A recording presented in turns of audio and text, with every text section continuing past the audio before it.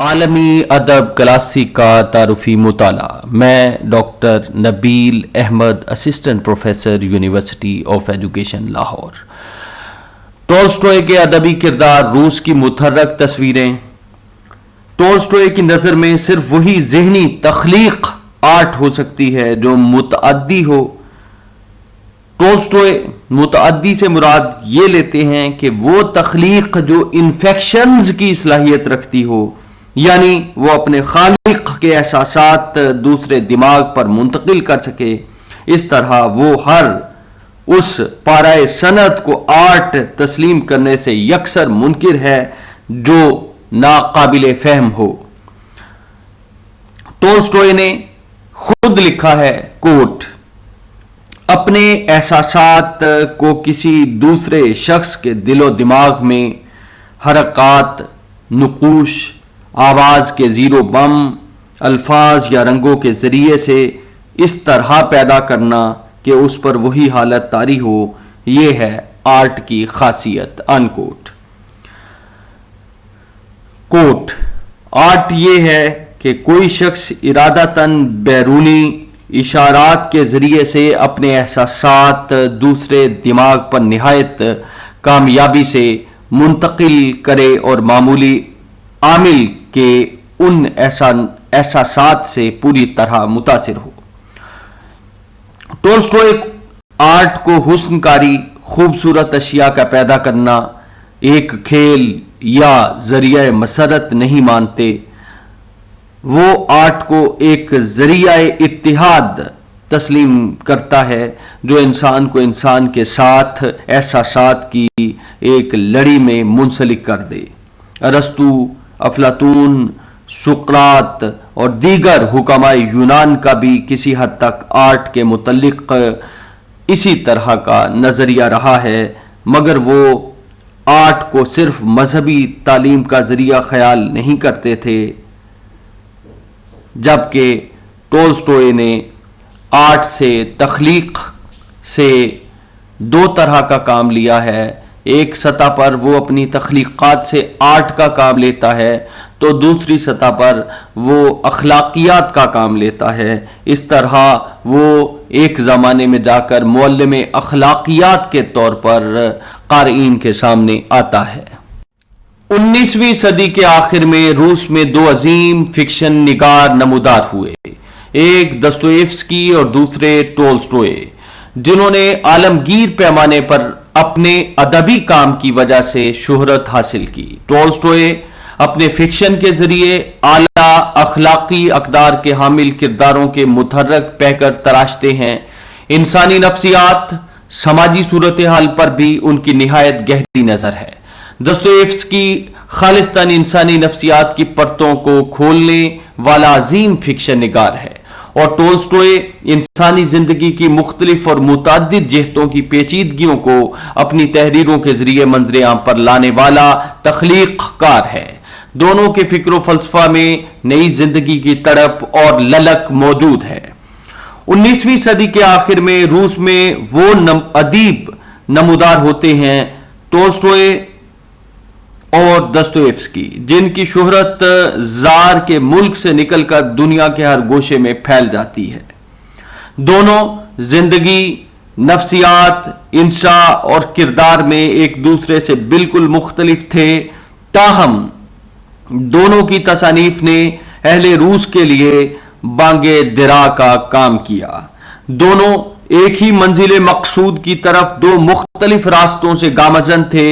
دونوں کے افکار میں حیات نو کی تڑپ موجود ہے اور دونوں کے ادبی کردار روس کی متحرک تصاویر ہیں۔ سرزمین روس کا عظیم مفکر ادیب ٹولسٹوئے 1828 میں پیدا ہوا۔ ٹولسٹوئے ہی دستویفسکی کے تخلیقی و افسانوی کارناموں کے مد مقابل ٹھہر سکتا ہے۔ کاؤنٹ لیو ٹولسٹوئے اس کا ہم عصر ہے۔ کس کا ہم عصر ہے؟ دستویفسکی کا ہم عصر ہے، لیکن خارجی زندگی اور اس صورتحال اور اس کو فکشن میں منقلب کرنے اور انسانی اخلاقیات، مذہب، سیاست اور فکر و فلسفہ پر اسے کمال دسترس حاصل ہے۔ ناول نگاری اور کہانی کے فن پر بھی اسے کمال مہارت حاصل تھی۔ فکشن کے ضمن میں ٹولسٹوئے کا کام اس کے فن پر دلالت کرتا ہے۔ اس کی ہر تصنیف اس کے عظیم ہونے اور اس اعلیٰ ترین فنکاری اور ہنرمندی پر دال ہے جس کا زمانہ ہمیشہ سے منتظر رہا ہے۔ روس ٹولسٹوئے کی گراں پایا ہستی پر جس قدر فخر کرے بجا ہے۔ یہی وہ ذات تھی جس نے زار کی بات جبروت شخصی حکومت کے ہوتے ہوئے اس وقت حریت و آزادی کا علم بلند کیا جب اہل روس نے غلامی ہی کو مدار حیات تصور کر کے حکمرانوں کے لیے اپنی زندگیوں کو وقف کر دیا تھا۔ دنیا میں جہاں کہیں آزادی کی روح پائی جاتی ہے وہ کچھ نہ کچھ اسی مفکر اور حریت فکر کے حامل حریت نواز شخصیت ٹولسٹوئے کی تعلیم کی شرمندہ احسان ہے۔ ٹولسٹوئے ابتدائی تعلیم حاصل کرنے کے بعد قازان یونیورسٹی میں داخل ہوا۔ چند سال بعد اس کے بھائی نے اسے مجبور کیا کہ وہ فوجی ملازمت حاصل کرے، چنانچہ 1851 کے وسط میں وہ کاکیشیا چلا گیا۔ وہاں کی سرزمین، حسین سرزمین اور دہقانی دلچسپیوں نے نوجوان ٹولسٹوئے کے ذہن کی خوب ربوبیت کی۔ حسن و عشق کی اس سرزمین میں ٹولسٹوئے نے اپنے قلم سے وہ کام لیا جو ایک بڑا تخلیق کار لے سکتا تھا۔ آئیون ایلک کی موت میں گیراسم کا کردار ٹولسٹوئے کی اعلیٰ اخلاقیات کا بیان ثبوت ہے۔ گیراسم مثبت فکر کا حامل، خدمت گزار، نرم خو کردار ہے جو آئیون ایلک کی بیماری کی حالت میں اس کے ساتھ محبت ہمدردی سے نہ صرف پیش آتا ہے بلکہ اس کی ہمہ وقت خدمت پر بھی مامور ہے۔ ٹولسٹوئے 1853 میں کاکیشیا سے کریمبا چلا گیا۔ وہاں اس نے داستان سباستوپول حوالہ قلم کی۔ وہیں اس نے 2 برس کے بعد جنگ اور امن اور اینا کیرینینا جیسے شاہکار ناول تخلیق کیے۔ ٹولسٹوئے نے آرٹ کے ساتھ ساتھ معلم اخلاقیات کے طور پر اپنا بھرپور کردار ادا کیا۔ 1870 کے لگ بھگ اس کے زاویہ نظر میں تبدیلی پیدا ہوئی اور اس کے نظام فکر میں آرٹ کی جگہ اخلاقیات نے لے لی۔ اس نے دہقانوں کو سادہ زندگی بسر کرنے کی تلقین کی۔ چند سال بعد وہ بے سر و سامانی کی حالت میں اپنے گھر سے نکل گیا اور بہت جلد ایک غیر معروف ریلوے اسٹیشن پر بے جان نظر آیا۔ ٹولسٹوئے نے اپنے اوائل عمر کے حالات اپنی تصنیف میرا اعتراف، مائی کنفیشن میں قلم بند کیے ہیں، جن میں قازان یونیورسٹی کی تعلیم، کاشت کی معلومات، استنبول کی فوجی مشاقق کا نہایت وضاحت سے ذکر کیا ہے۔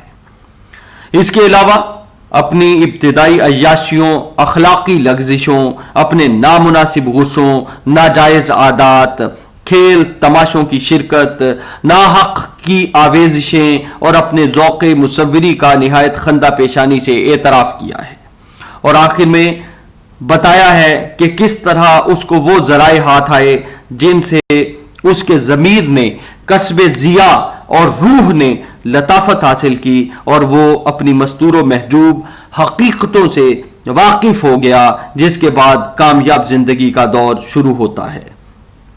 بہرحال ان تمام فروگزاشتوں کو نظر انداز کرتے ہوئے یہ تسلیم کرنا پڑے گا کہ ٹولسٹوئے ایک وہبی مصور اور مسلم مفکر تھا۔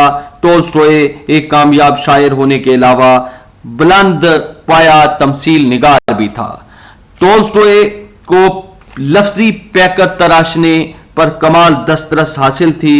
ٹولسٹوئے کا کمال یہ بھی ہے کہ ٹولسٹوئے نے صرف خود ہی نہیں لکھا بلکہ اپنے معاصرین کی کتابوں کے بارے میں اپنی آراء حوالہ قلم بھی کی۔ ترگنیف ٹولسٹوئے کو موپاساں کے افسانوں کا ایک مجموعہ دے کر اس سے سفارش کرتا ہے کہ وہ उस नौजवान फ्रांसीसी अफसाना निगार के अफकार का जरूर मुताला करे। इसके अलावा तरगनेफ टोल्स्टॉय को मोपासां के मुतल्लिक चंद ऐसी बातें भी कहता है जो उसके लिए बहुत ताज्जुब खेज होती हैं। टोल्स्टॉय ने जब मोपासां के बारे में लिखा तो वो इस तरह से था, कोट, चूंकि मैं उस जमाने में जब तरगनेफ ने मुझसे मोपासां की एक तसनीफ का मुताला करने के लिए कहा, अपना नजरिया हयात बिल्कुल तब्दील कर रहा था। इसलिए मेरे लिए ऐसी किताबों का मुताला करना जिनके मुतल्लिक खुद तरगनेफ के अल्फाज बहुत अजीब से थे, बहुत मुश्किल था। मगर चूंकि मुझे तरगनेफ को नाराज करना मकसूद न था, इसलिए मैंने उस किताब का बगौर मुताला किया। उस मजमूए की पहली कहानी का नफ्से मजमून फिल वाक़े बहुत आमियाना और बाजारी था, लेकिन इसके बावजूद मैं मुसन्निफ की काबिलियत का मोतरिफ हुए बगैर न रह सका। वो वाकई एक कुदरती अतिये का, जिसे हम काबिलियत के नाम से पुकारते हैं, मालिक था। लेकिन बदकिस्मती से मैं उस काबिलियत में वो उनसुर जो इन तीन उसूलों में जो आर्ट के लिए लाजिम व मलजूम है सबसे ज्यादा अहम है, न पा सका। नंबर एक सही यानी अखलाकी रिश्ता मुसन्निफ का अपने मजमून के साथ। नंबर 2 इजहार की वजाहत या हुस्न तश्कील। नंबर 3 खुलूस यानी अपने मजमून से सन्ना का, आर्टिस्ट का पूरा इखलास।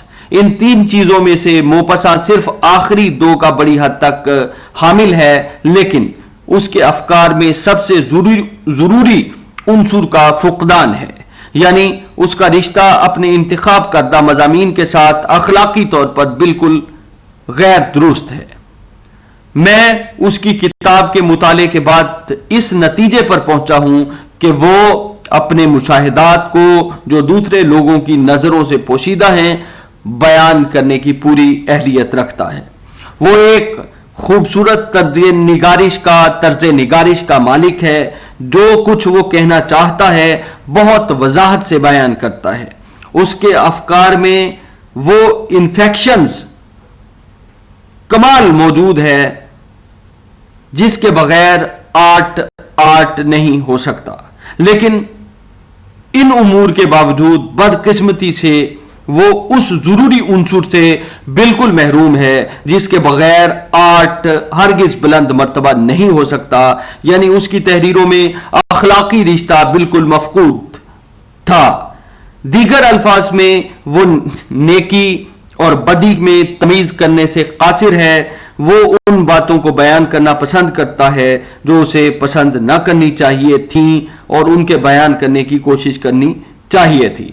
चुनाचे बदकिस्मती से मुसन्निफ ने टोल्स्टॉय के जो मुताला में किताब थी उसमें बड़े शौक व मोहब्बत से बयान किया है कि किस तरह औरतें मर्दों को दामे गुनाह में गिरफ्तार करने की कोशिश करती हैं और किस तरह मर्द औरतों को अपनी नफ्सियाती ख्वाहिशात की तकमील के लिए रग़बत दिलाते हैं और वो मुल्क के मजदूर पेशा लोगों को न सिर्फ हिकारत की नजर से देखता है बल्कि उनको हैवानों से बदतर पेश करता है।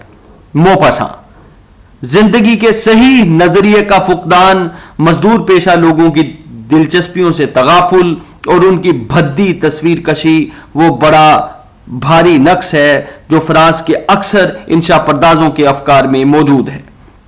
उनमें मोपासां भी शामिल है जो न सिर्फ पेशे नजर अफसानों में बल्कि हर उस मकाम पर जहां वो अवाम के मुतल्लिक कुछ तहरीर करता है इन लोगों को हमेशा वहशी और भद्दे हैवान दिखाता है। उसमें कोई शक नहीं, इसमें कोई शक नहीं कि फ्रांसीसी मुसन्निफ अपनी कौम को टोल्स्टॉय से बेहतर समझते हैं, लेकिन हकीकत के बावजूद कि फ्रांसीसी काश्तकारों के दरमियान बूदोबाश का मौका नहीं मिला, मैं ये हरगिज तस्लीम नहीं कर सकता कि वो लोग वाकई ऐसे किरदार के हामिल हैं जैसा कि ये मुसन्निफ हमें बताता है। अगर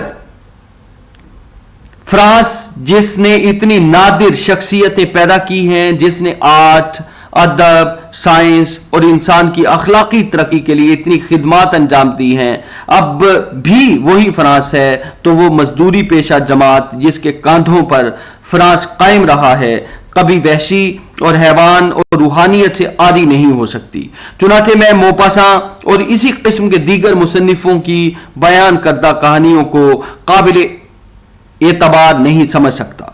मेरी नजर में इंशा पर्दाज मोपसा की तरह सिर्फ औरतों की गर्दनों और कूलों की तारीफ में रत्बुल लिसान है और जो मजदूरी पेशा लोगों की जिंदगी को तमस्खुर आमेज लहजे में बयान करते हैं एक अजीम सन्नाना आर्टिस्टिक गलती के मुर्तकिब हैं, इसलिए कि वो सिर्फ जिस्मानी उमूर को लेकर बाकी तमाम जरूरी चीजों को नजरअंदाज कर देते हैं। मोपासा का ख्याल है कि अखलाकी व बद अखलाकी और नेकी व बदी में तमीज करना किसी आर्टिस्ट का काम नहीं। टॉल्स्टॉय ने लिखा है अपनी किताब माई कन्फेशन में, मुझे याद है कि एक दफा एक कामयाब मुसव्विर ने मुझे अपनी तैयार करदा तस्वीर दिखाई जिसमें एक मजहबी जुलूस दिखाया गया था। यह तस्वीर फन के लिहाज से बहुत खूबसूरत थी, मगर उस तस्वीर में आर्टिस्ट का सन्ना का मजमून से रिश्ता मफकूद था। मैंने उसे दरियाफ्त किया कि तुम मजहबी रसूम को अच्छा समझते हो, क्या ऐसे जुलूस निकलने चाहिए?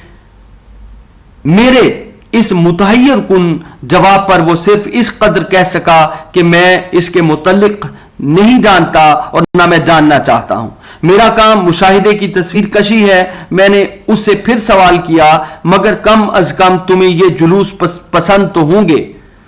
मैं इस बारे में कुछ नहीं कह सकता। तो फिर तुम्हें ये रसूम नापसंद होंगी, ये भी मुझे मालूम नहीं। यह था वो जवाब उस कामयाब और बेहतरीन फनकार मुसव्विर ने जो मुझे दिया। मुसव्विर जो जिंदगी की तस्वीर कशी तो करता है, लेकिन उसे यह भी मालूम नहीं कि वो मजमून से जिस पर तबा आजमाई कर रहा है नफरत करता है या मोहब्बत। बदकिस्मती से मोपासा भी इसी तारीकी में था और बदकिस्मती से उसके गिरदोपेश का माहौल ही कुछ इस किस्म का था कि आर्ट की खिदमत सिर्फ हुस्नकारी तस्वुर की जाती थी। औरत का हुस्न जो नौजवान और खुशशक्ल हो, खासकर बरहना हो, और फिर उसके साथ मर्द का शहवानी ताल्लुक। यह गलत नजरिया न सिर्फ मोपसा और उसके हमअसर इंशा पर्दाजों के पेश नजर था, बल्कि उस वक्त के फलसफियों हजरात, फलसफादा हजरात, फलसफियों यानी मुल्क की नौजवान नस्ल के उस्ताद भी उस गलत फहमी में मुब्तला थे। मगर मोपसा फनी महारत का हामिल था। वो अपने मुशाहिदात बयान करते वक्त बिला इरादा हक को नजरअंदाज कर देता था। दरअसल वो बिला इरादा हर उस चीज में जिसमें वो नेकी की जुस्तजू करता बदी देख कर बयान करता था। यही वजह है कि हम उसे उसकी तमाम तसानीफ में बजुज एक नॉवेल के सही रास्ते से भटका हुआ देखते हैं। अगर किसी जगह वो बुराई को बुराई और नेकी को नेकी तस्लीम करता है तो दूसरे मकाम पर वो बदी को नेकी करार देता है। यही वो चीज है जो किसी फन्नी तख्लीक की सही बुनियादें तबाह कर देती है, वो बुनियादें जिन पर आर्ट की उस्तवारी का इन्हिसार है। मोपासा ने अपने 2 नॉवेलों में रिश्ता हयात को सही तौर पर बयान करने की कामयाब शाई की है, लेकिन जो ही वो मंदरजा वाला फैशन एबल नजरिए की तरफ पलटता मुराजत करता है तो ये ख्याल करते ही कि आर्टिस्ट, तख्लीककार, फिक्शन निगार का काम सिर्फ हसीन अशिया की तख्लीक यानी हुस्नकारी ही है, उसके अफसाने आर्ट के दायरे से बाहर हो गए। खुशकिस्मती से मोपासा ने चंद ऐसे अफसाने लिखे हैं जिनमें वो इस गलत नजरिए पर कारबंद नहीं रहा। उन्हीं चंद अफसानों में हमें मालूम होता है कि एहसासे अखलाक की चिंगारी उस मुसन्निफ के दिल में पैदा हो चुकी थी। अगर मोपासा की उम्र ने वफा की होती तो यकीनन हमें उससे आर्ट की सही खिदमत की तवक्को थी। आइवन एलिख, गेरासम प्यूत्र और उसका बेटा यानी आइवन एलिख का बेटा वासिली एवानोव्च। टोल्स्टॉय ने अपने किरदारों के जरिए आला अखलाकियात का काम लिया है। जहां उसने अपने किरदारों के जरिए इंसानों के मसाइब व मसाइल और इंसानों की नफ्सियात को मौजूए सुखन बनाया है, वहीं उसने आइवन एलिख जैसे किरदार के जरिए उम्र के आखिरी अय्याम के तल्ख हकायक के साथ साथ गेरासम जैसे अच्छे औसाफ के हामिल किरदार की जिंदगी को नमूने के तौर पर पेश किया है। सुबह हो गई थी। सुबह होने का पता सिर्फ इस बात से चलता था कि गेरासम चला गया था। गेरासम चला गया था और आइवन एलिख का मुलाजिम प्यूत्र कमरे में आ गया था। हमें अब यहां दो चीजों का पता चलता है। एक ये कि गेरासम उसका मुलाजिम था और उसकी खिदमत पर मामूर था, यानी टोल्स्टॉय के किरदार आइवन एलिख जो अपनी जिंदगी भरपूर तरीके से गुजार चुका था और अब उम्र के आखिरी अय्याम में दाखिल हो चुका था। वो अपनी जवानी के उम्र में चाको चौबंद था, मुस्तैद था और कमिटेड था, वफा सरिश्त था और बहुत सारी खूबियों का हामिल था और अपने फराइज मनसबी को आसान तरीके से सर अंजाम देने वाला था। अब हमें दूसरी बात का यह पता चलता है कि आइवन एलिख का एक मुलाजिम जिसका नाम प्यूत्र है, प्यूत्र कमरे में आ गया था। उसने शमे बुझाई, एक खिड़की के पर्दे सरकाए और खामोशी से कमरे की सफाई करने लगा। अब हमें यह पता चलता है कि प्यूत्र का काम आइवन एलिख के घर में सफाई सुथराई का है। रात और दिन, जुमा और इतवार, इमरूजो फरदा का तफरीका मिट चुका था। आइवन एलिख जिंदगी के उन अय्याम में दाखिल हो चुका था जहां दिनों का फर्क मिट जाता है, जहां आज और कल का फर्क भी मिट जाता है, यानी उसकी जिंदगी एक तरह से सपाट अंदाज इख्तियार कर चुकी थी। हर वक्त वही जानकाह और रूह फरसा दर्द जिससे एक लम्हे को भी छुटकारा नहीं मिलता था। वही दर्द जब वो नए घर में आया था और घर की आराइश करते वक्त वो मजदूरों की मदद कर रहा था, उन्हें हिदायत दे रहा था, उन्हें डायरेक्शंस दे रहा था कि इस तरह से आराइश करनी है। जब वो उनकी मदद कर रहा था तो उसकी पसली पर गिरकर चोट लग गई थी और उस चोट की वजह से अब वो शदीद नोयत की तकलीफ में मुब्तला था और वही दर्द था जो उसकी रूह को खींच रहा था। हर वक्त वही एहसास कि जिंदगी हमेशा हमेशा के लिए खत्म हो रही है। टोल्स्टॉय ने अपने किरदार आइवन एलिख के जरिए दिखाया है कि इंसान दुनिया में आता है, भरपूर जिंदगी गुजारता है, लेकिन एक ना एक रोज जिंदगी का इख्तिताम बहरहाल होना है। गो अभी पूरी तरह किस्से पारीना नहीं बनी है, यानी उसकी जिंदगी में अभी कुछ रमक बाकी है और मौत नफरत अंगेज और भयानक मौत उस पर गलबा पाने के लिए आहिस्ता आहिस्ता बड़ी चली आ रही थी। वही मौत जो वाहिद हकीकत है। अब टोल्स्टॉय ने यह दिखाया है कि इंसान को जीते जी मौत से मोहब्बत नहीं है, मौत से नफरत है और नफरत अंगेजी का यह जज्बा जाहिर है कि जिंदगी करने और जिंदगी बसर करने और जिंदगी की लकोदक की वजह से होता है। जाहिर है कि मौत जो है वो जिंदगी का ताकुब कर रही है और आहिस्ता आहिस्ता आइवन एलिख जैसे किरदार को भी एहसास होता चला जा रहा है कि मौत जिंदगी की वाहिद हकीकत है, कि जिंदगी के बाद मौत ने बहरहाल आकर उचक लेना है।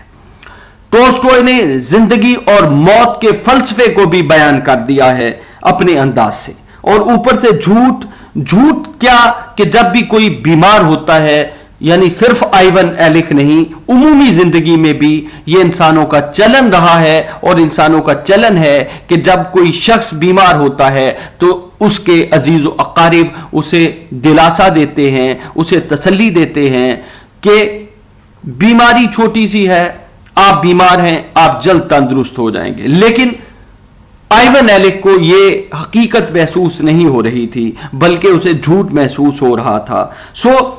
उस हालत में हफ्तों और दिनों और घड़ियों का क्या मतलब हो सकता है? ऐसी हालत में जाहिर है कि इंसान वक्त को उस तरह से, जिस तरह से वो सारी जिंदगी लेता रहा है, अब उसके नजदीक वक्त के वो मफाहिम तब्दील हो जाते हैं। आप चाय पिएंगे सरकार, मुलाजिम बाकायदगी का कायल है। सुबह के वक्त घर के सब लोग चाय पीते हैं ना? आइवन एलिख ने सोचा। नहीं, उसने जवाब दिया। अब आइवन एलिख के दो खिदमत पर मामूर मुलाजिम हैं, एक गैरासम है और दूसरा प्यूत्र है। आप चाहें तो आपको सोफे पर लटा दिया जाए, उसे कमरा साफ करना है और मैं उसके काम में हारिज हो रहा हूं। मेरी वजह से गंदगी और बेतरतीबी रहती है, आइवन एलिख ने सोचा। नहीं, मुझे ऐसे ही रहने दो, उसने कहा। मुलाजिम थोड़ी देर और कुछ झाड़ पूंछ करता रहा। आइवन एलिख ने हाथ बढ़ाया। प्यूत्र फर्मा बरदारी से उसके करीब आया। क्या चाहिए सरकार? घड़ी? प्यूत्र ने घड़ी उठाकर आइवन एलिख को दे दी। जाहिर है कि वक्त एक वो वक्त है जो घड़ी बताती है, जो इंसान ने तकसीम किया हुआ है। यानी सुबह के 8 बज गए, सुबह के 12 बज गए, दोपहर का 1 बज गया, सेपहर के 3 बज गए, इस तरह फिर शाम के 6 बज गए, फिर रात का वक्त शुरू हो गया, रात के 10 बज गए। तो ये 24 घंटों की जो गर्दिश है या वक्त की इंसान ने तकसीम की है, अब जब मौत करीब आती जाती है तो इंसान इस तकसीम से मावरा होता जाता है और फिर वक्त, वो वक्त जो हकीकी वक्त है, वो उसके करीब आता जाता है। प्यूत्र ने घड़ी उठाकर आइवन एलिख को दे दी, जो उसके हाथ के करीब ही रखी हुई थी। 8:30 बजे हैं और लोग उठ गए। अभी नहीं सरकार, बस वासेली इवानोविच, उसका बेटा स्कूल चले गए हैं। वासेली इवानोविच किसका बेटा है? आइवन एलिख का बेटा है। और जाहिर है कि वो जल्दी सुबह इसलिए बेदार हुआ कि वो स्कूल जाना था उसे, सो वो स्कूल जा चुका है। बस वासेली इवानोविच उसने हुक्म दे रखा है कि आप उन्हें बुलाएं तो उन्हें फौरन इत्तला की जाए। बुला लाऊं उन्हें सरकार? बुला लूं तो कैसा रहे? उसने सोचा, मेरे वास्ते चाय ले आओ। प्यूत्र दरवाजे की तरफ बढ़ा। आइवन एलिख तन्हाई के ख्याल से खौफजदा हो गया। मैं उसे किस बहाने रोकूं? हां ठीक है, दवा मांगूं। देखिए, जिंदगी है तो जिंदगी के पीछे जिंदगी का ताक़ुब मौत कर रही है। गालिब ने भी कहा था, कौन से काम बंद हैं गालिब खस्ता के बगैर। रोइए जार जार क्या, कीजिए हाय हाय क्यों। जाहिर है कि एक अटल हकीकत है, इंसान को मालूम है कि इंसान का उसकी जिंदगी के साथ जो मोहब्बत का रिश्ता है, मौत आती है और आकर उस रिश्ते को मुनक़ते कर देती है। प्यूत्र, मुझे दवा दे दो। और इसमें हर्ज भी क्या है? शायद वाकई इससे कुछ फायदा ही हो जाए। उसने चमचा भर दवा पी ली। नहीं, बिल्कुल फायदा नहीं हो सकता, बकवास। अब उसका दवा पर भी यकीन उठ चुका है। अब उसे इस बात पर भी यकीन नहीं है कि वो दवा से भी ठीक होगा। खुद फरेबी, यानी अपने आप को वो समझता है कि दवा पीने का मतलब भी अपने आप को फरेब देना है, धोखा देना है। अपने मुंह में जाने बूझे मीठे मीठे जायके का एहसास होते ही उसने सोचा, दवा से अब कोई उम्मीद वाबस्ता नहीं रही थी। उसे एहसास हो चुका था, बल्कि मौत का एहसास शिद्दत पकड़ चुका था। मुझे अब इस पर बिल्कुल एतकाद नहीं रहा। किस पर? दवा पर। आखिर मेरी किस्मत में यह खौफनाक दर्द क्यों लिखा है? وہی درد جو اس کی پسلی میں تھا، جو نئے گھر میں آتے ہی اس کے چوٹ لگی تھی، اور اب وہ درد شدت پکڑتا جا رہا تھا اور اس درد کو لے کر وہ بہت زیادہ فکر مند تھا۔ کاش ایک لمحے ہی کے لیے مجھے اس سے چھٹکارا مل سکتا۔ وہ کراہا پیوتر لوٹ آیا۔ ظاہر ہے کہ وہ درد سے کر رہا۔ نہیں، تم جاؤ اور میرے لیے چائے لے آؤ۔ آئیون ایلک پیوتر کو لوٹا دیتا ہے۔ پیوتر باہر چلا گیا۔ تنہائی میں آئیون ایلک درد سے زیادہ اپنے حال زار پر کراہنے لگا، اپنی موجودہ جو کیفیت تھی اس پر بلکنے لگا، حالانکہ درد بھی انتہائی روح فرسا تھا، بہت اذیت ناک تھا۔ وہی کرب، وہی لامتناہی دن اور راتیں، یعنی اب درد کی وجہ سے دن اور رات کا وقت اور فرق بھی ختم ہو چکا تھا۔ کاش وہ کسی طرح جلدی آ جائے، لیکن کیا جلدی آ جائے؟ موت، تاریکی، نہیں، موت سے تو یہی غنیمت ہے۔ اب کیا ہے کہ انسان زندگی سے محبت کرتا ہے، اور ٹولسٹوئے ایک ایسا فنکار ہے، ایک ایسا فکشن نگار ہے جو آخر دم تک امید کی بات کرتا ہے، لیکن حقیقت سے وہ آنکھیں نہیں چراتا۔ آئیون ایلک جو اس کا کردار ہے، وہ کہتا ہے کہ موت سے تو درد ہی غنیمت ہے۔ نہیں، موت نہیں۔ جب پیوتر ناشتے کی کشتی لے کر آیا تو کچھ دیر آئیون ایلک حیرت اور الجھن سے اسے دیکھتا رہا۔ اس کی سمجھ میں نہیں آ رہا تھا کہو وہ کون ہے اور کیا چاہتا ہے۔ پیوتر اس کی نگاہوں سے گھبرا سا گیا، اور اس کی گھبراہٹ سے آئیون ایلک کو کچھ ہوش آیا۔ اچھا، چائے ہے؟ اس نے کہا۔ ٹھیک ہے، رکھ دو، اور ذرا میرا منہ ہاتھ دھلا دو اور ایک صاف قمیص نکال دو۔ اب کیا ہے کہ ایک انسان جس نے بھرپور زندگی گزاری ہو، ایک کردار کی صورت میں، معاشرتی زندگی میں ایک کردار بہت سارے کرداروں کی زندگی کی آئینہ داری کرتا ہے، ایک رویہ بہت سارے انسانی رویوں کی غمازی کرتا ہے۔ تو آئیون ایلک اب کیا ہے کہ جس نے بھرپور زندگی گزاری تھی، وہ اب زندگی کے ان ایام میں نہ صرف درد کی شدت میں مبتلا ہے، بلکہ وہ دوسروں کا محتاج بھی ہو گیا ہے۔ آئیون ایلک منہ ہاتھ دھونے لگا، بیچ بیچ میں آرام کر کے اس نے ہاتھ دھوئے، منہ دھویا، دانت صاف کیے، بالوں میں کنگھی کی اور آئینے میں اپنی صورت دیکھنے لگا۔ اس سے اسے بہت وحشت ہوئی آئیون ایلک کو۔ وہ پھر کمپیئر کرنے لگا، یعنی اپنی وہ جوانی کی لائف جو آئیون ایلک نے بھرپور انداز سے گزاری تھی، اور دوسری طرف پیوتر جس طرح سے آئینے کے سامنے کنگھی کر رہا تھا، بال بنا رہا تھا، تو اسے ایک طرح کی وحشت ہوئی، اور خاص طور پر اپنے بے جان سے بالوں کو پیلی پیلی پیشانی پر چپکا ہوا دیکھ کر تو اس پر بڑی دہشت طاری ہو گئی۔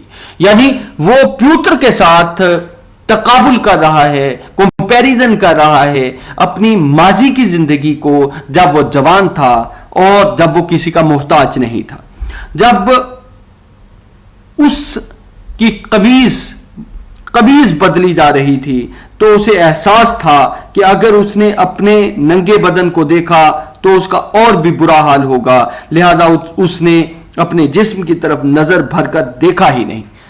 آئیون ایلک چونکہ بیماری سے لاغر بھی ہو چکا تھا، کمزور بھی ہو چکا تھا، اس لیے نفسیاتی طور پر وہ اپنے آپ کو بھی نہیں دیکھنا چاہتا تھا، مبادا کہ اس سے اس کا اور برا حال ہو۔ آخر کار ساری تیاری ہو گئی، اس نے ڈریسنگ گاؤن پہنا، ٹانگوں پر کمبل ڈالا اور چائے پینے کے لیے آرام کرسی پر بیٹھ گیا۔ بس ایک لمحے کے لیے اسے کچھ تازگی اور فرحت محسوس ہوئی تھی، لیکن جو ہی اس نے چائے کا پہلا گھونٹ لیا، اسے اپنے درد اور منہ کے مزے کا احساس ہونے لگا۔ اس نے کسی طرح نگل کر چائے ختم کی اور ایک بار پھر لیٹ گیا، ٹانگیں پسار لیں، وہ لیٹ گیا اور پیوتر کو باہر بھیج دیا۔ یہ وہ کرب کی کیفیت ہے، یہ وہ کرب ناکی کا احساس ہے جس کو ٹولسٹوئے نے اپنے ناول کے کردار آئیون ایلک کے ذریعے دکھایا ہے۔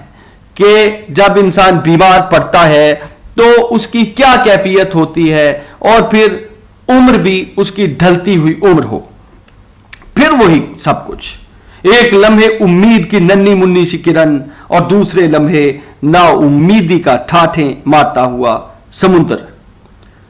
یعنی ایک طرف زندگی کی رمق اسے امید دلاتی ہے تو دوسری طرف موت کا ٹھاٹھے مارتا ہوا سمندر اسے مایوسی کی طرف کھینچتا ہے، اور پورے وقت یہ درد اور کرب، کلفت اور پریشانی ناقابل برداشت ہوتی جاتی ہے۔ وہ کسی کو پکارنا چاہتا ہے لیکن پہلے ہی سے یہ بھی جانتا ہے کہ کسی کو بلانا اور بھی برا ہوگا۔ وہ نفسیاتی طور پر یہ سمجھ چکا ہے کہ اب وہ ایک گھر کے اندر ایک بیکار چیز کی مانند ہے، اور باقی لوگ لائف میں، زندگی میں اسی طرح تحرک کے ساتھ، اسی طرح اتھل پتھل کے ساتھ، اسی طرح چل چلاؤ کے ساتھ، اسی طرح گہما گہمی کے ساتھ اپنے اپنے کام میں لگے ہوئے ہیں۔ لیکن آئیون ایلک چونکہ بیمار پڑ چکا ہے اور ڈھلتی ہوئی عمر میں پہنچ چکا ہے، لہذا اسے اس بات کا بھی احساس ہے کہ وہ ایک طرح سے گھر کے اندر ایک بیکار سی چیز ہے۔ ایک بار اور مارفیا ہی دے دیں تاکہ سب کچھ بھول سکوں، مجھے ڈاکٹر سے کہنا چاہیے کہ کوئی نہ کوئی تدبیر کرے۔ یعنی اب وہ نشہ آور ادویات اس کو دی جاتی ہیں، اور وہ نشہ آور ادویات لینے کا عادی ہو چکا ہے کہ کسی نہ کسی طرح اس دکھ کی شدت، اس درد کی شدت کم ہو۔ اس طرح رہنا تو ناممکن ہے، بالکل ناممکن۔ اسی طرح ایک گھنٹہ گزرا، دوسرا گزرا۔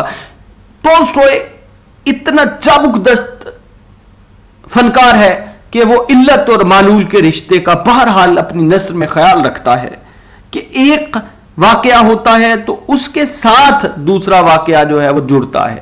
یعنی نثر میں وہ تلازمات کا، یعنی تخیل کی سطح پر، فکر کی سطح پر، الفاظ کی سطح پر تلازمات اس کے ہاں نظم کی طرح جو ہے وہ ہمیں دیکھنے کو ملتے ہیں۔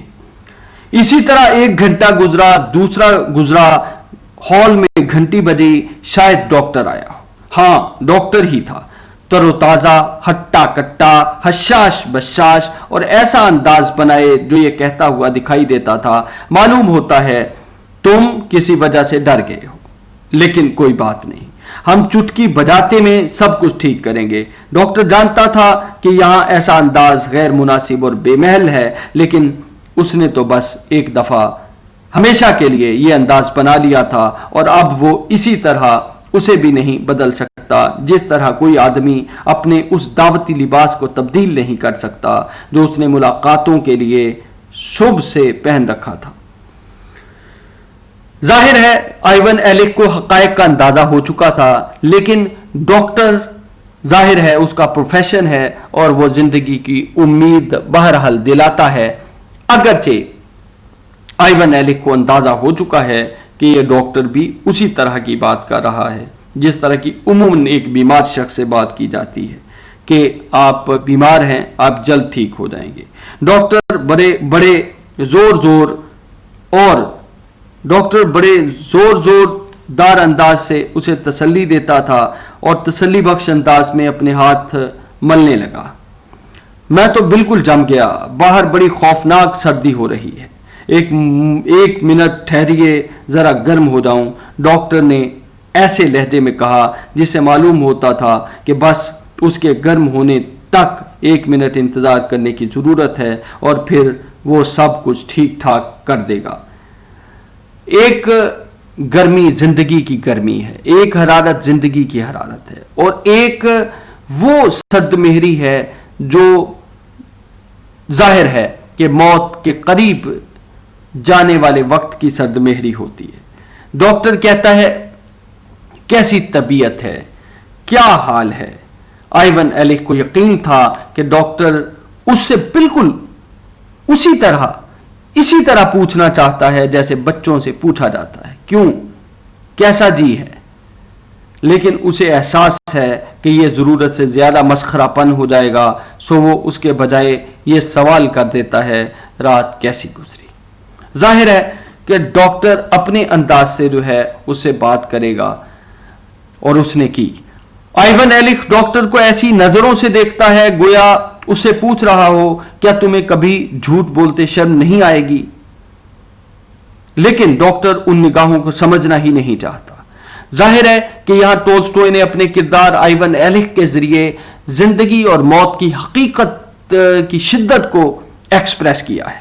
اسی طرح کانٹوں پر گزری، آئیون ایلک نے کہا درد ختم ہونا تو درکنار کم بھی نہیں ہوتا، یعنی رات بہت ہی اذیت میں گزری، کانٹوں پر گزری، مجھے کوئی مسکن چیز ہی دے دیجیے۔ ارے آپ سب مریض ایسی ہی باتیں کرتے ہیں۔ اچھا اب میں گرم ہو گیا، اب تو پراسکوویا فیودروونا جیسی محتاط خاتون بھی میرے درجہ حرارت پر اعتراض نہیں کر سکتی۔ اچھا صبح بخیر۔ اور اس نے آئیون ایلک سے ہاتھ ملایا۔ ڈاکٹر نے ایک دم اپنے مسخرے پن کا جامہ اتار پھینکا اور سنجیدہ منہ بنا کر مریض کا معائنہ کرنے لگا۔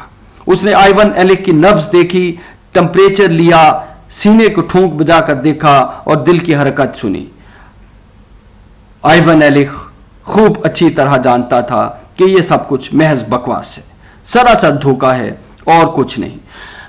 یہاں ٹولسٹوئے کا ایک اور کمال یہ ہے کہ وہ باریک بین مشاہدہ کرنے والا انسان ہے، اور اپنے مشاہدے کو صفحہ کرتاس پر منتقل کرنے کی اس کے پاس جو خوبی ہے، جو وصف خاص ہے، وہ اسی سے مخصوص ہے کہ وہ جب ایک گراسم جیسے ملازم کا کردار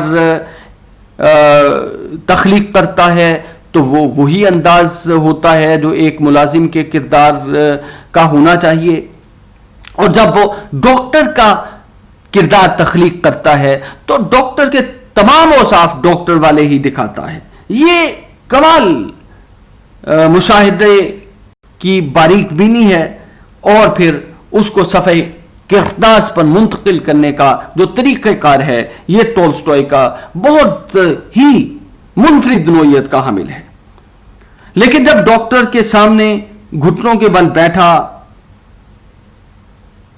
اپنا کان کبھی اوپر لے گیا کبھی نیچے، اور نہایت سنجیدگی سے طرح طرح کے منہ بنائے اور جمناسٹک کی، تو وہ اس کے سحر میں آ گیا، بالکل ایسے ہی جیسے وہ بعض اوقات وکیلوں کی تقریروں سے مسحور ہو جاتا تھا۔ حالانکہ خوب جانتا تھا کہ وہ جھوٹ بول رہے ہیں، اور یہ بھی جانتا تھا کہ کیوں جھوٹ بول رہے ہیں، یعنی ڈاکٹر جھوٹ بول رہا ہے، اور آئیون ایلک کو یہ بھی اندازہ تھا کہ وہ کیوں کا جھوٹ بول رہا ہے۔ ڈاکٹر ابھی صوفے پر جھکا ہوا مریض کے سینے کو ٹھونک بجا کر دیکھ ہی رہا تھا کہ دروازے میں ریشمی کپڑوں کی سرسراہٹ ہوئی، اور پراسکوویا فیودروونا کے پیوتر کو ڈانٹنے کی آواز سنائی دی کہ اسے ڈاکٹر کی آمد کی اطلاع کیوں نہیں دی گئی۔ پراسکوویا فیودروونا نے اپنے ملازم پیوتر کو ڈانٹا۔ اس نے اندر آ کر اپنے شوہر کو پیار کیا اور فوراً صفائی پیش کرنے لگی کہ کچھ غلط فہمی ہو گئی، اس لیے ڈاکٹر کے آنے کے وقت وہ بیمار کے کمرے میں موجود نہیں تھی، ورنہ وہ تو کب کی اٹھ چکی تھی۔ اب ٹولسٹوئے کا ایک کمال یہ ہے کہ وہ جزیات نگاری پر بھی اس کی نہایت گہری نظر ہے، اور جب وہ کوئی بھی کردار پورٹرے کرتا ہے تو کمال مہارت سے کرتا ہے، اور جب بھی کسی سچویشن کو دکھاتا ہے کمال انداز سے اس سچویشن کو دکھاتا ہے۔ آئیون ایلک نے اس کی طرف دیکھا، یعنی پراسکوویا فیودروونا کی طرف دیکھا۔ اس نے اپنی بیوی کی ہر چیز کا جائزہ لیا، اس کی کھال کی سفیدی، اس کا گداز جسم، اس کے بازوؤں اور گردن کی صفائی، اس کے بالوں کی چمک، اور اس کی زندگی سے لبریز آنکھوں کی تابندگی، یہ سب چیزیں اسے بہت ناگوار گزری۔ اس کا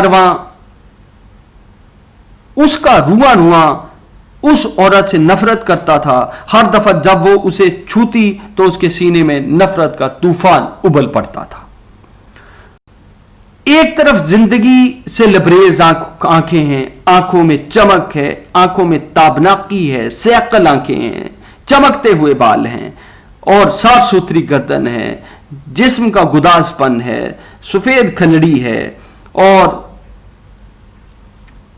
सब कुछ जिंदगी की रमक दमक से इबारत है, ऐसे में आइवन एलिक जैसा बीमार शख्स अपनी बीवी से नफरत करता है, यानी नफरत के जज्बात उसके अंदर जाहिर है तूफान की तरह उबल पड़ते हैं। आइवन एलिक और उसकी बीमारी की तरफ उसका वही रवैया था, उसमें कोई तब्दीली नहीं हुई थी। जिस तरह डॉक्टर अपने मरीजों की तरफ एक खास रवैया इख्तियार कर लेता है और उसे बदल नहीं सकता, उसी तरह उसने भी अपने शोहर के लिए एक खास किस्म का रवैया इख्तियार कर लिया था। वो समझती थी कि आइवन एलिक को जो न करना चाहिए वही करता है, लिहाजा अपनी हालत, उस हालत का वो खुद ही जिम्मेदार है और इसके प्रास्कोविया फ्योदोरोवना के पास इसके सिवा और कोई चारा कार नहीं कि उसे मीठी मीठी झिड़कियां दे, और ये रवैया बदलना उसके बस की बात नहीं थी। ये तो किसी की बात सुनते ही नहीं, कभी वक्त पर दवा नहीं पीते, और सबसे बड़ी बात यह है कि न जाने क्यों इतने जिद्दी हो गए हैं कि लेके लेटूंगा तो टांगे हवा में मुअल्लक करके ही लेटूंगा, और जाहिर है ये इनके लिए बुरा है। अब टोल्स्टॉय ने प्रास्कोविया फ्योदोरोवना ने की नफ्सियात को भांप कर ऐसा किरदार जो है वो पोर्ट्रे किया है, और बीमार के साथ एक औरत की गुफ्तगू जो एक बीवी के अपने मियाँ के साथ हो सकती है, उसी तरह की गुफ्तगू जो है वो टोल्स्टॉय ने हवाले कलम की है।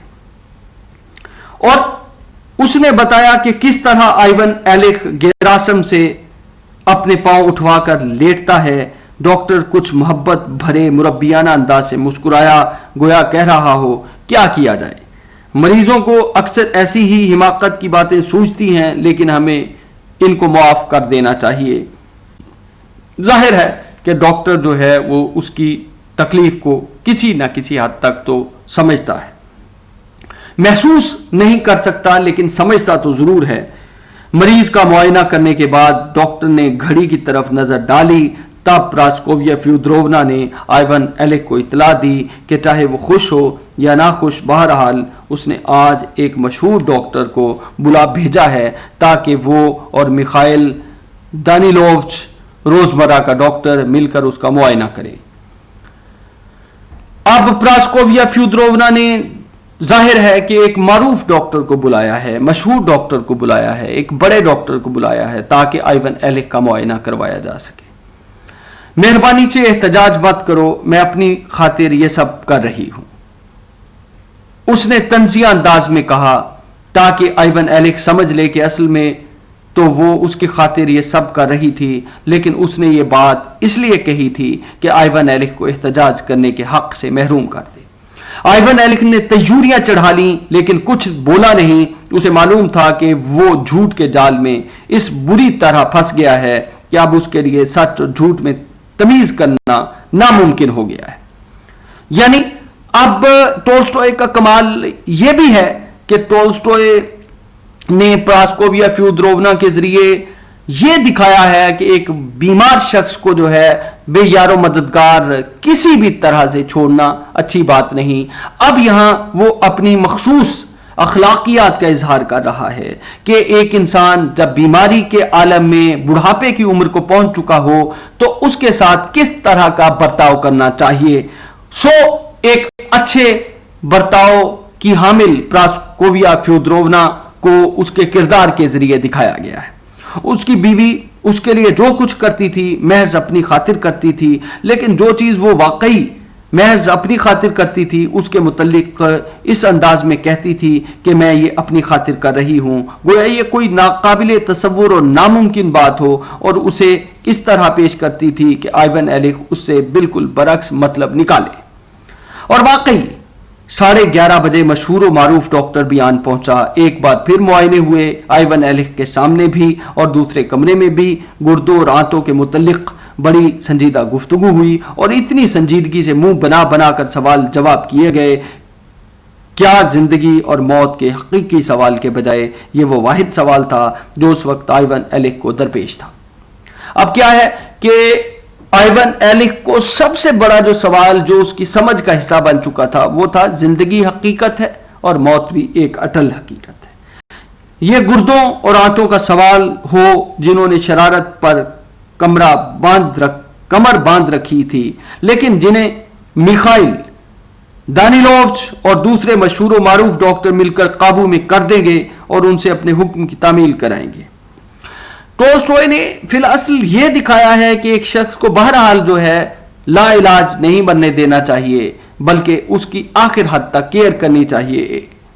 आइवन एलिक से रुखसत होते वक्त नामी गिरामी डॉक्टर के चेहरे पर संजीदगी तो जरूर थी, लेकिन मायूसी का रंग नहीं था। यानी डॉक्टर पुर उम्मीद था। हमें यह भी अंदाजा है कि टोल्स्टॉय एक पुर उम्मीद लिखने वाले हैं। वो कभी ऐसा नहीं करते कि अपने किरदारों के चेहरे से मायूसी को दिखाएं। और जब आइवन एलिक ने उसकी तरफ ऐसी निगाहें उठाकर देखा जो झिझक, खौफ और उम्मीद से लबरेज थीं, और पूछा कि इसके सेहतयाब होने की कोई उम्मीद है या नहीं, तो उसने जवाब दिया कि वो यकीन से तो कोई बात नहीं कह सकता, लेकिन गालिबन कुछ उम्मीद है। जाहिर है कि वो अच्छी तरह से तशखीस ही नहीं कर पाए, और फिर उन्हें यह भी अंदाजा है कि उम्र के ये जिस हिस्से में है, अब जाहिर है कि आगे की तरफ का ही रास्ता है, जिसका आइवन एलिक को खुद भी एहसास हो चुका था। आइवन एलिक ने जिन उम्मीद भरी निगाहों से डॉक्टर को देखा, वो इतनी काबिल रहम और रिक्कत अंगेज थी कि प्रास्कोविया फ्योदोरोवना से, जो मशहूर व मारूफ डॉक्टर को फीस देने आइवन एलिक के कमरे से बाहर जा रही थी, जब्त ना हो सका और वो रो पड़ी। ये वो जिंदगी भर का साथ था जिसकी वजह से उसके आंसू टपक पड़े। डॉक्टर की हिम्मत अफजाई से आइवन एलिक का जरा दिल बढ़ा, लेकिन बस जरा देर के लिए। एक बार फिर वही कमरा, वही तस्वीरें, वही पर्दे, वही दीवारों का कागज, वही दवाओं की शीशियां और वही उसका दर्द और कर्ब का शिकार जिस्म। वो कराहने लगा। उसे एक इंजेक्शन दिया गया और उस पर गफलत तारी हो गई, नींद तारी हो गई। जब उसकी नींद टूटी तो झुटपुटा वक्त हो चुका था। उसने अपने ऊपर जबर करके थोड़ी सी यखनी पी और फिर एक बार वही सब कुछ, फिर वही रात की आमद, यानी वही तकलीफ, वही दुख, वही कर्ब, वही सारी सूरत हाल जिसका उसे सामना था। खाने के बाद कोई 7 बजे प्रास्कोविया फ्योदोरोवना उसके कमरे में आई। वो दावती कपड़ों में मलबूस थी। उसके भरे भरे सीने पर उंगलियां खूब कसी हुई थीं और चेहरे पर पाउडर के आसार नजर आ रहे थे। सुबह ही उसने आइवन एलिक को याद दिलाया था कि वो लोग थिएटर जा रहे हैं। जाहिर है कि जिंदगी अपनी रवानी के साथ चलती रहती है। सारा बर्निहाट आई हुई थी और आइवन एलिक के इसरार पर उन लोगों ने एक बॉक्स रिजर्व करा लिया था। उसे यह बात बिल्कुल याद नहीं रही थी, इसलिए जब उसने अपनी बीवी को 16 श्रृंगार किए देखा तो उसके दिल पर चोट सी लगी। लेकिन फिर उसे याद आया कि उसने खुद ही इसरार किया था कि वो लोग थिएटर में बॉक्स रिजर्व करा लें, क्योंकि उसका ख्याल था कि जमालियाती तफरीह बच्चों के मालूमात में इजाफे का बायस होगी। और जब उसे ये बात याद आई तो वो अपने जज्बात छुपा गया। प्रास्कोविया फ्योदोरोवना अपने आप से मुतमईन और खुश कमरे में दाखिल हुई, मगर उसका अंदाज कुछ कसूरवाराना भी था। वो इसलिए कि वो अपने मियाँ, जिसके साथ उसने जिंदगी के इतने साल हर तरह से दुख में, गम में, खुशी में, हंसी में, निशात में, फरहत में, बिसात में गुजारे थे, वो बीमार पड़ा था और वो थिएटर जा रहे थे। वो बैठ गई और अपने मियाँ की तबीयत पूछने लगी, लेकिन आइवन एलिक को अच्छी तरह एहसास था कि उसने महज कुछ कहने की खातिर ये सवाल किया था, इसलिए बिल्कुल नहीं किया था कि वो वाकई कोई बात मालूम करना चाहती थी।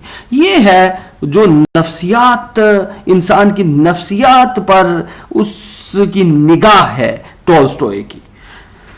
वो अपने किरदारों के जरिए जो है इंसान के जहन में क्या चल रहा है, वो क्या सोच रहा है, वो क्यों सवाल कर रहा है, वो किस तरह का सवाल कर रहा है, किस तरह की सिचुएशन है, उसमें वो इंसान की जो नफ्सियात है उसको बयान करता है। क्योंकि कोई मालूम करने वाली बात थी ही नहीं, फिर उसने वो सब कुछ कहा जो ऐसे मौका पर कहना चाहिए। उसने कहा कि अगर पहले से बॉक्स रिजर्व न करा लिया गया होता और एलन लीजा और पैत्र यशफ लीजा का मंगेतर मैजिस्ट्रेट न जाते तो वो हरगिज जाने का ख्याल भी न करती। लेकिन अब वो उन लोगों को बगैर किसी बड़े बूढ़े के तन्हा कैसे जाने दे, اور اس نے یہ بھی کہا کہ وہ گھر پر آئیون ایلک کے پاس رہنے کو کہیں زیادہ ترجیح دیتی، لیکن کیا کیا جائے، مجبوری ہے۔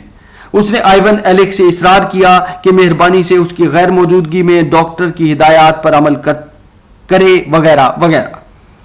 فیودر پیترووچ لیزا کا منگیتر تم سے ملنا چاہتے ہیں، بلا لوں انہیں، اور لیزا کو بھی بلا لو۔ اب کیا ہے،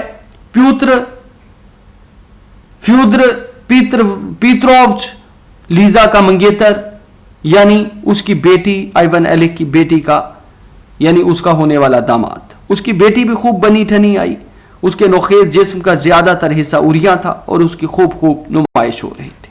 یہ ظاہر ہے مغربی کلچر ہے، اس کی ڈپکشن ہے، یا اس کو ایکسپریس کیا ہے ٹولسٹوئے نے اپنے انداز میں۔ دوسری طرف خود اس کا آئیون ایلک کا جسم اسے اس درد سے شدید تکلیف پہنچا رہا تھا۔ لیزا صحت مند اور مضبوط لڑکی تھی، اس وقت عشق میں گرفتار تھی اور اس بات پر ناخوش اور آزردہ سی دکھائی دیتی تھی کہ اس کے باپ کی بیماری، تکلیف اور موت اس کی مسرت میں کھنڈت ڈال رہی ہے۔ فیودر پیترووچ بھی ٹھاٹھے دار کپڑوں میں ملبوس کمرے میں آیا۔ اس کے بالوں میں گھنگریالا پن تھا، اس کے بال گھنگریالے تھے، اس کی لمبی اور مضبوط گردن ایک سخت سفید کالر میں مقید تھی، اس کا سینہ چوڑے سفید قمیض سے ڈھکا تھا، اس کی مضبوط پنڈلیوں پر تنگ سیاہ پتلون چڑھی تھی، اس کے ایک ہاتھ پر سفید دستانہ منڈھا تھا اور دوسرے میں وہ اوپیرا میں پہننے کا ہیٹ لیے ہوئے تھا۔ یہ ٹولسٹوئے کا وہ کمال ہے کہ وہ جزیات نگاری کرتا ہے تو ایک ایک چیز کو دکھاتا چلا جاتا ہے، ایک ایک جز کو دکھاتا چلا جاتا ہے، پھر وہ جزیات پر بھی اس کو دسترس ہے اور پھر وہ کلی سچویشن کو بھی دکھانے پر کمال ید طولہ رکھتا ہے۔ اپنے بیٹے کے لیے اس کا دل ہمیشہ بہت دکھتا اور اس وقت اس کی ڈری سہمی ترس کھاتی ہوئی نگاہوں میں کوئی خوفناک بات تھی۔ آئیون ایلک کا خیال تھا کہ گیراسم کے علاوہ اگر اور کوئی شخص اسے سمجھتا ہے اور اس کا غمخوار ہے تو اس کا بیٹا ہے واسیلی۔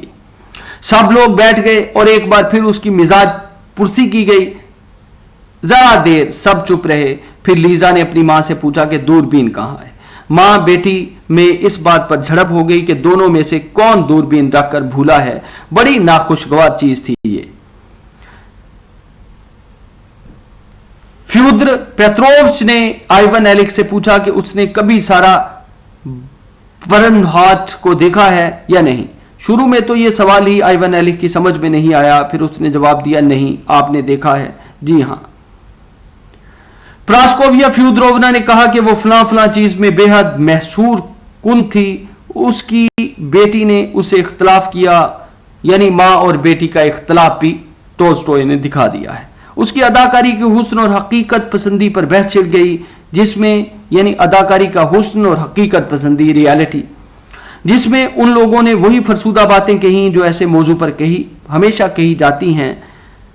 گفتگو کے دوران میں فیودر پیترووچ کی آئیون ایلک پر نظر پڑی تو وہ خاموش ہو گیا اور لوگوں نے بھی اس کی طرف دیکھا اور خاموش ہو گئے۔ آئیون ایلک ٹکٹکی باندھے سامنے دیکھ رہا تھا۔ ظاہر ہے کہ وہ بیماری اس کو ہلکان کر رہی تھی اور ایسے میں یہی کچھ ہونا تھا، اور لوگ جو ہیں اس کے سامنے جو ہے وہ کیسے جو ہے وہ اس طرح کی باتیں کرتے منورنجن کی۔ آئیون ایلک ٹکٹکی باندھے سامنے دیکھ رہا تھا، اس کی آنکھیں چمک رہی تھیں اور اس کی ناگواری اور آزردگی چھپائے نہیں چھپ رہی تھی۔ کچھ کرنا چاہیے تھا مگر کیا کیا جا سکتا تھا؟ یہ سکوت توڑنے کی ضرورت تھی، لیکن کسی کی ہمت نہیں ہو رہی تھی کہ اسے توڑے۔ وہ سب خوف زدہ ہو گئے کہ کہیں ایسا نہ ہو کہ کوئی چیز ان کے شریفانہ جھوٹ کا پول کھول دے اور ہر چیز جیسی ہے ویسی ہی نظر آنے لگے۔ سب سے پہلے لیزا نے ہمت کر کے خاموشی توڑی۔ اس نے چاہا تو یہ تھا کہ اس احساس کی پردہ پوشی کر دے جو اس وقت سب کے دل میں تھا، مگر وہ اس کے منہ پر آ گیا۔ بھٹی، اگر ہمیں جانا ہے تو بس اب چلنا چاہیے۔ بھئی، اگر ہمیں جانا ہے تو بس ہمیں چلنا چاہیے، اس نے اپنی گھڑی پر نظر دوڑاتے ہوئے کہا۔ ظاہر ہے کہ اسے پتا تھا کہ تھیٹر دیکھنے جانا ہے، تو لیزا نے آخر کار ہمت ہمت کر کے یہ کہہ دیا۔ یہ گھڑی پر نظر دوڑاتے ہوئے کہا، یہ گھڑی اس کے باپ کا تحفہ تھی، اور لیزا نے خفیف سی لیکن نہایت معنی خیز مسکراہٹ سے اپنے چاہنے والے کو نوازا، جس کا مطلب وہی دونوں سمجھ سکتے تھے۔ پھر وہ اپنا ریشمی لباس سرسراتی ہوئی اٹھ کھڑی ہوئی۔ وہ سب کھڑے ہو گئے، آئیون ایلک کو خدا حافظ کہا اور باہر چلے گئے۔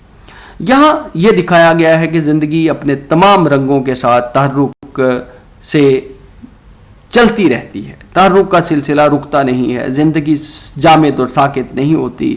ان لوگوں کے جانے کے بعد آئیون ایلک کو کچھ ہلکے پن کا احساس ہوا، کم از کم اب جھوٹ تو سر پر سوار نہیں تھا، وہ بھی ان کے ساتھ ہی رخصت ہو گیا تھا، لیکن درد جوں کا توں رہا، وہی پرانا درد اور وہی پرانا ڈر جو کسی نہ کسی چیز کو زیادہ مشکل بناتا تھا نہ زیادہ آسان، اور ہر چیز بد سے بدتر ہوتی چلی گئی۔ پھر اسی طرح وقت کاٹے نہیں کٹ رہا تھا۔ ظاہر ہے کہ ایک بیمار آدمی کی رات طویل ہوتی چلی جاتی ہے اور اس کا وقت جو ہے وہ لامتناہی ہوتا چلا جاتا ہے، اور آئیون ایلک کا وقت بھی یہی وجہ ہے کہ درد کی شدت کے کارن طویل ہوتا جا رہا تھا۔ پھر وہی طویل لمحے تھے، وہی کٹھن گھڑیاں، اور آئیون ایلک جو تھا وقت تھا کہ کسی طرح ختم ہی نہ ہوتا تھا، اور ساتھ ہی یہ بھیانک احساس بھی بڑھتا جا رہا تھا کہ خود اس کا خاتمہ اٹل اور قریب ہے۔ ہاں، گیراسم کو بھیج دو، اس نے پیوتر کے سوال کے جواب میں کہا۔ اب پیوتر جو ہے وہ گھر کا ملازم تھا اور گیراسم بھی ملازم تھا، اور گیراسم ظاہر ہے کہ جانا چاہتا تھا، تو اس نے پیوتر سے کہا کہ گیراسم کو بھیج دو۔ یہ اصل میں زندگی اور موت کا جو سلسلہ ہے، زندگی اور موت کے سلسلے کو جس چابک دستی فنکارانہ ہنرمندی کے ساتھ انسانی نفسیات کو پیش نظر رکھتے ہوئے ٹولسٹوئے نے یہاں دکھایا ہے، یہ اسی کا اختصاص ہے۔